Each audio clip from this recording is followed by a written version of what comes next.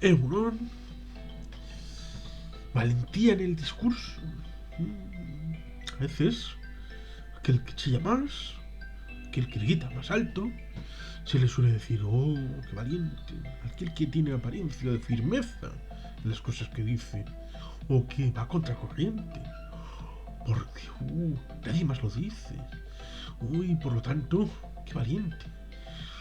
Hombre, hay que discernir muchas cosas. No por alguien que provoque más, es alguien que tenga mayor autoridad, que diga las cosas como son, porque muchas veces aquel que dice las verdades está mintiendo y simplemente está difamando. No puede decirse, es que el que ofende es el que dice la verdad. No, porque si a alguien le dicen, oye, es que en tu familia son todos traficantes, son gente que solamente tuvo descendencia para poder hacer trata de blancas, poner un prostíbulo, y por eso, hombre, pues, aunque digamos que sea mentira cochina, si seguimos el axioma de quien dice la verdad ofende, por lo tanto el que dice mentiras no ofende y no mueve a nada, si evidentemente es mentira y te sueltan esas cosas, claro que te vas a ofender, le vas a tener un puñetazo en la cara y le vas a insultar y le vas a decir de todo. Lo cual evidentemente sigue significando que es mentira. Pero es que no se pueden soltar las mentiras así alegremente. Y eso pasa en todos los órdenes de la vida y también evidentemente en política. Pero política como reflejo de todo lo demás, de todas las demás circunstancias de la vida. Alguien que comience los discursos con cosas que son minoritarias y por lo tanto, en teoría algo que pocos supuestamente se atreven a decir, en parte es la dialéctica de, en principio, lo que se debe de tender es a lugares comunes.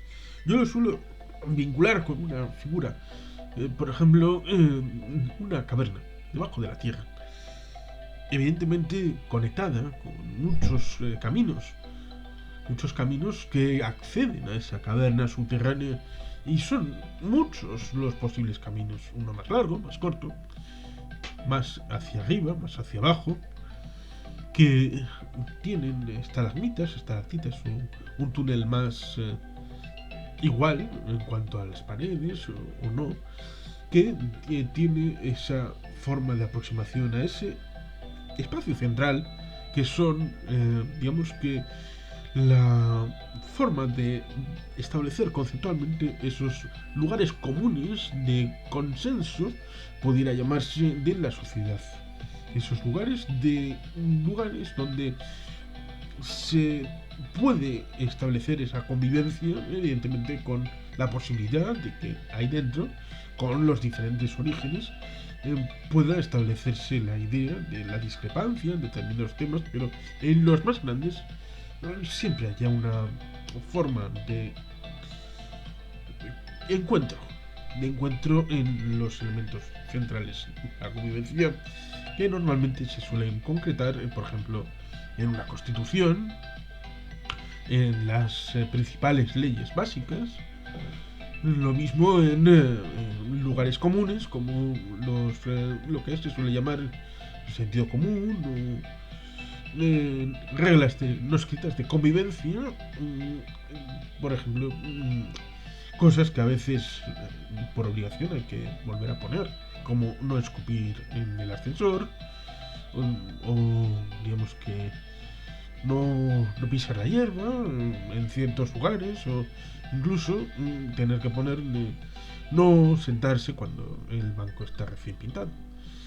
Hay que poner en evidencia los desviacionistas que tratan de apropiarse con esa idea de que los discursos son valientes. No, no.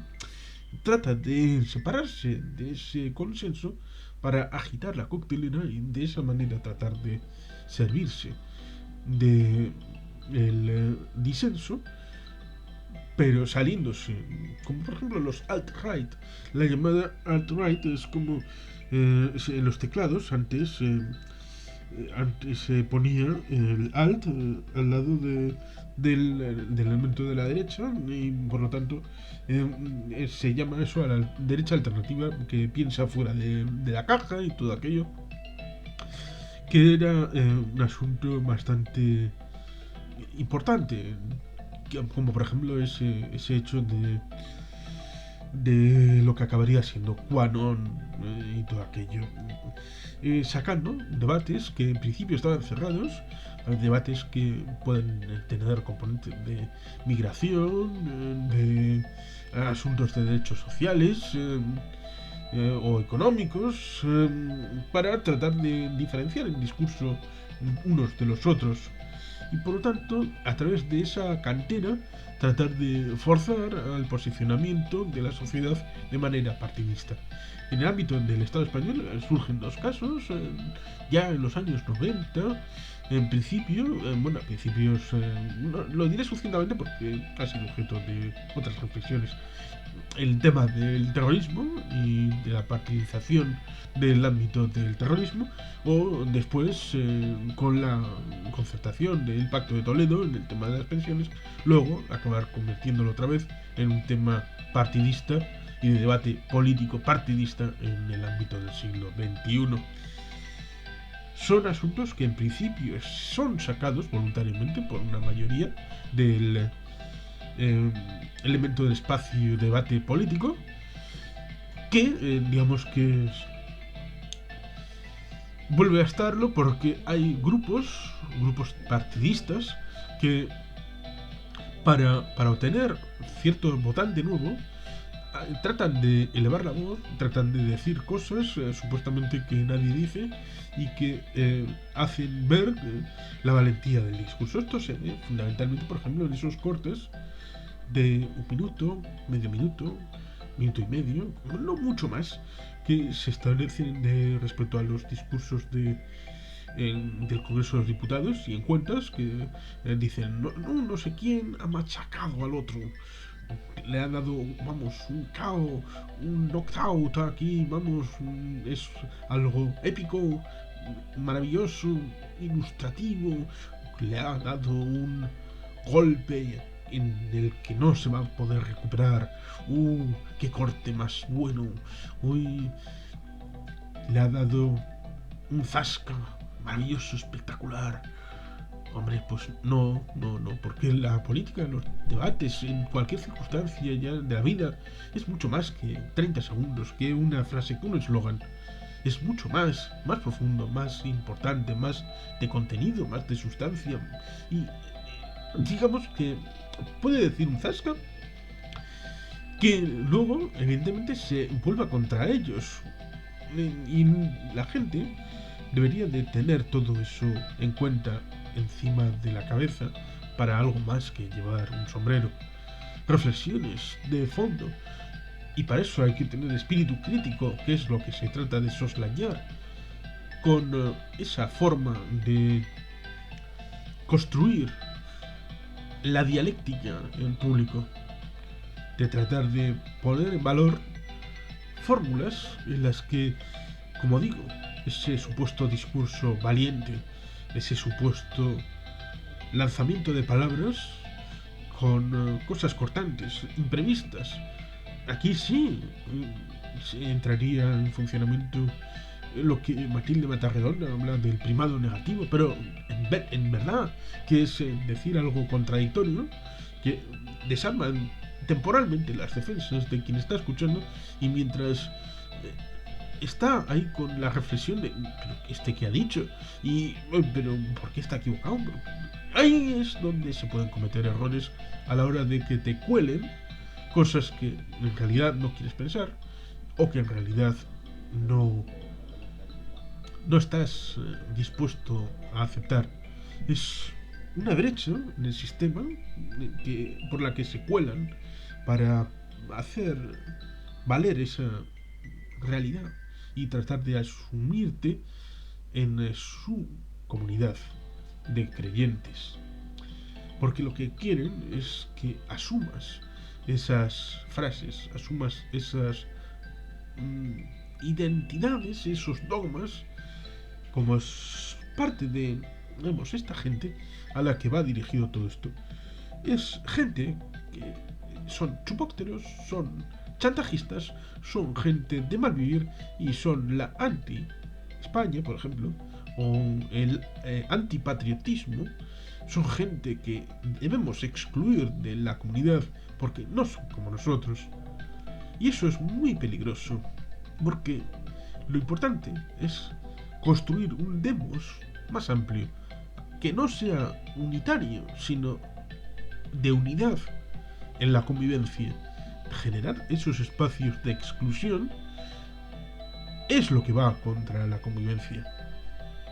Y para tratar de ganar unos votos, poner en riesgo la convivencia, aunque en el fondo no se crea del todo en ese ámbito, sino que sea un ámbito de, bueno, vamos a tratar de ganar las elecciones y después de ganar las elecciones ya, bueno, pues nos moderaremos y haremos un ejercicio del gobierno más pausado, pero por el camino ha soliviantado a la sociedad.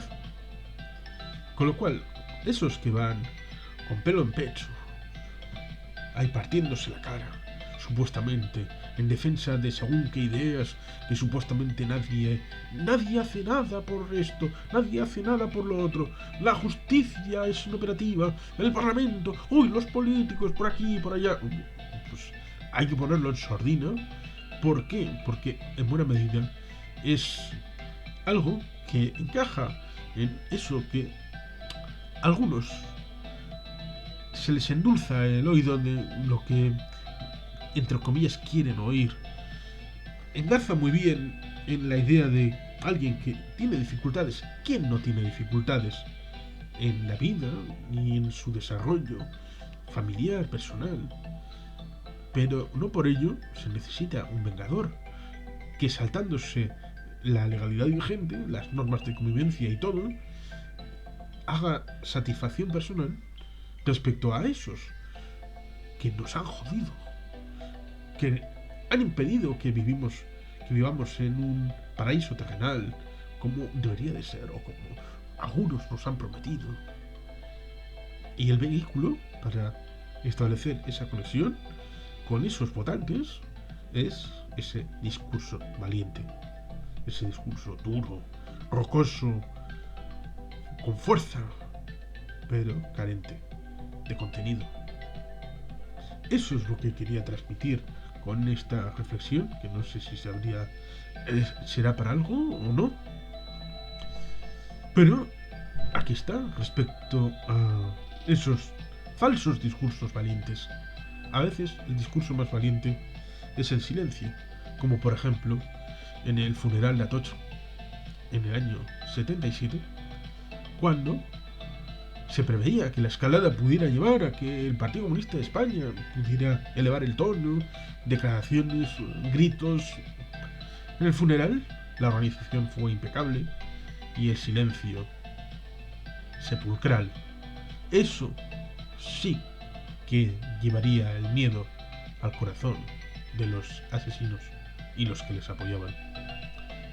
El discurso del silencio, pero de la honorabilidad, de la honradez y de la sinceridad, no tiene por qué ser el que más grita, sino el que es firme en sus convicciones y en la convivencia.